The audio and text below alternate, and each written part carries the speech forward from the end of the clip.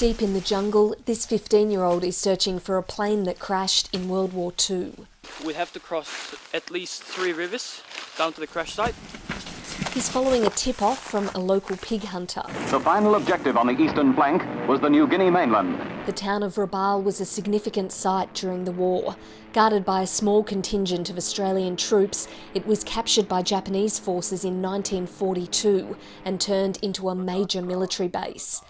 This part of PNG would suffer intense Allied bombing until the end of the war. It's thought that there are about 500 crash sites across Papua New Guinea, but the locations of many of them remain unknown.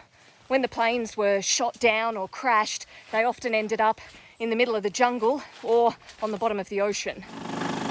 Local diver Rod Pearce has found more than 50 crash sites. Some of the aircraft still have MIAs on board, waiting for the authorities to do the recoveries. And I like to seek closure for those airmen.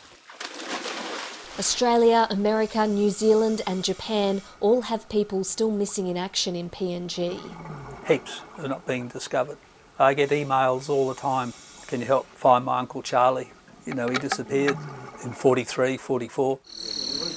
Back on land, Willie is close to the site. The plane was shot down at Tomarica. My grandfather told me he saw the plane crash land near his village. That looks like the wing. The Australian plane is in pieces, scattered across the hillside. There are human remains here and it's believed 4 men were on board. Bits and pieces of the engine. This looks like a piston. Willie is hoping the plane and the crew can be identified. I'm hoping this may bring some closure to some families. Pretty interesting right here. The Australian Defence Force says it's committed to the recovery, identification and burial of those who died serving the country, and further investigation of this remote crash site is planned for next year. Natalie Whiting, ABC News, Rabaul.